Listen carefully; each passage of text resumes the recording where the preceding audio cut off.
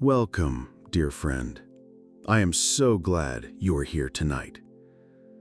This is a quiet moment, a sacred pause, where we allow the Word of God to bring peace to our hearts and rest to our minds.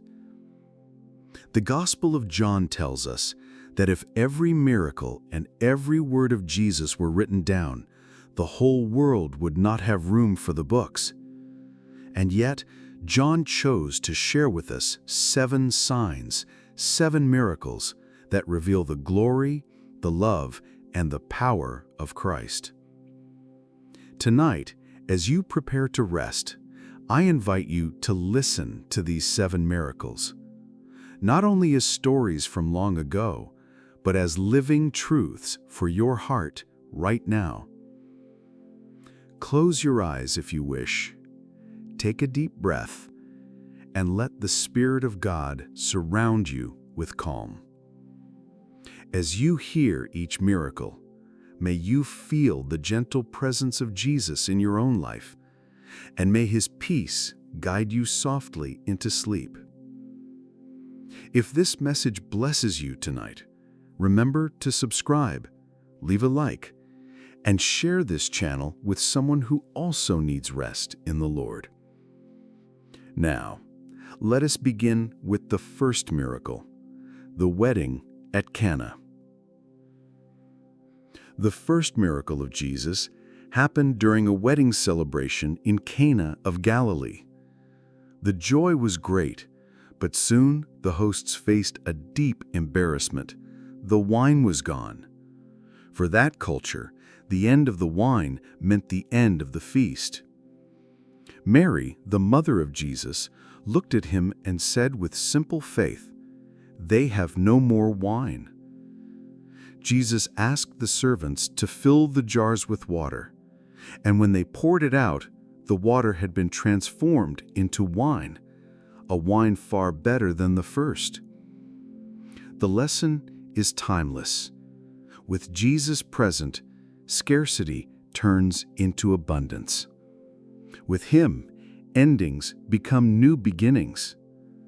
What could have been a shameful night became a story of joy that still inspires us today. And so, the wedding feast did not end in disappointment. It continued in celebration because Jesus was there. As you rest tonight, remember this truth.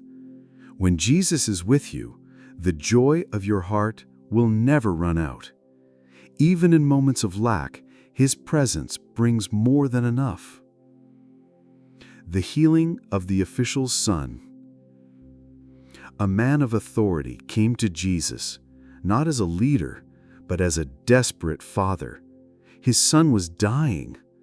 No position, no wealth, no influence could save the boy. And so, with a heart full of fear and hope, he begged Jesus, "Lord, come down before my child dies." But Jesus did not need to travel to the boy's bedside. He simply spoke the words, "Go, your son will live." The man believed the word of Jesus.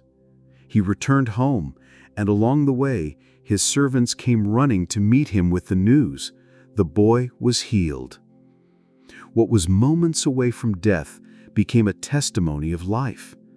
What was about to be a funeral became a reason for rejoicing. This miracle reminds us that there is no distance for the power of Christ. His word is enough. His authority reaches beyond time and space. As you prepare to rest tonight, hold this truth close to your heart. Even when you feel far away, even when hope seems out of reach, one word from Jesus is enough to bring life, healing, and peace. The healing at the pool of Bethesda. In Jerusalem, near the Sheep Gate, there was a pool called Bethesda, a place where many sick and broken people gathered, hoping for healing. Among them was a man who had been paralyzed for 38 long years.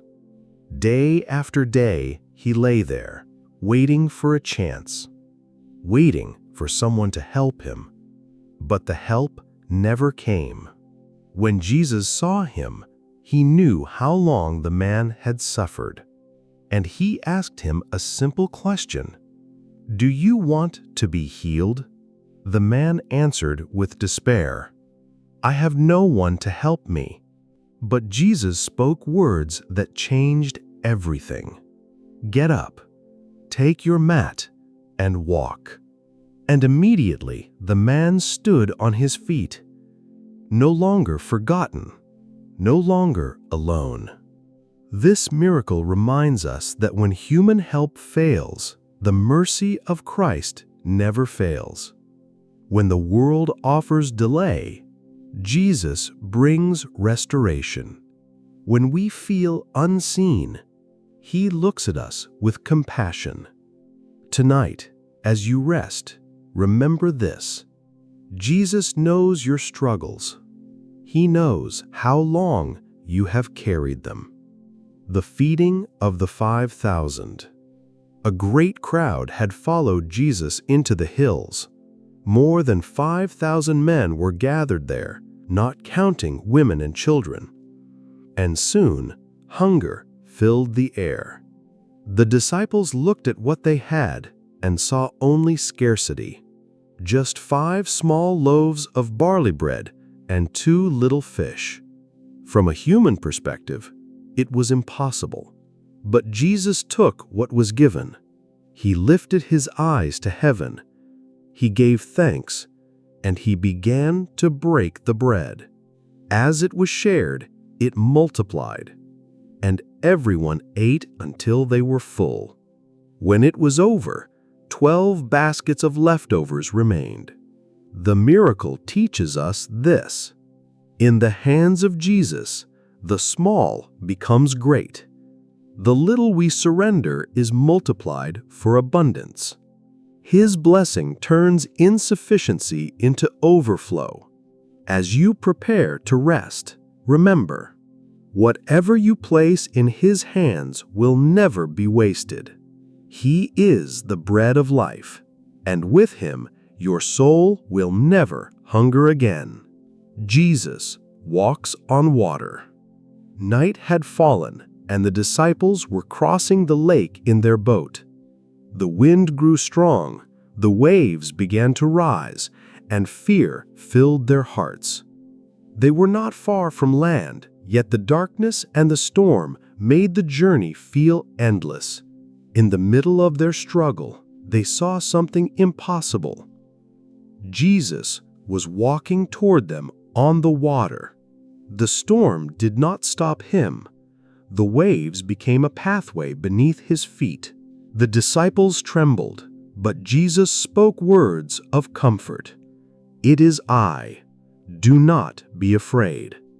The moment He stepped into the boat, the winds calmed, and immediately they reached the shore they had been struggling to find. This miracle reminds us that storms do not have the final word. The presence of Jesus changes the story. Where there is fear, He brings peace. Where there is chaos, He brings calm. As you close your eyes tonight, remember this truth: the waves may rise, but you are not alone. The one who walks upon the waters is with you, and with Him you will always reach the shore. The healing of the man born blind. There was a man who had lived his whole life in darkness. Blind from birth, he had never seen the light of day, nor the faces of those around him. Each day he sat and begged, depending on others for survival. But one day, Jesus passed by. The light of the world stopped and looked at him. The disciples wondered why this man was blind. Was it because of sin? But Jesus answered, "It was not because of sin. It was so that the works of God might be displayed in him." Jesus bent down, made mud with His hands, and gently placed it on the man's eyes. Then He told him, "Go, wash in the pool of Siloam." The man obeyed, and when he washed, his eyes were opened. For the very first time in his life, he saw the world. Colors, shapes, light, and faces filled his vision. The man who had been a beggar was now a witness to the power of God. This miracle shows us that Jesus not only restores physical sight, he also opens the eyes of our hearts. He takes us from darkness into light, from despair into hope. As you rest tonight, remember, there is no darkness so deep that the light of Christ cannot break through. The one who opened the eyes of the blind is still opening eyes today. The raising of Lazarus. Lazarus was sick. His sisters, Mary and Martha, sent word to Jesus, hoping he would come quickly. But days passed, and Jesus did not arrive. Lazarus died. The house was filled with mourning, the sound of grief heavy in the air. When Jesus finally came, Martha said to him, "Lord, if you had been here, my brother would not have died." But Jesus looked at her with compassion and spoke, "I am the resurrection and the life. The one who believes in me will live, even though they die." He went to the tomb, where the stone sealed the darkness.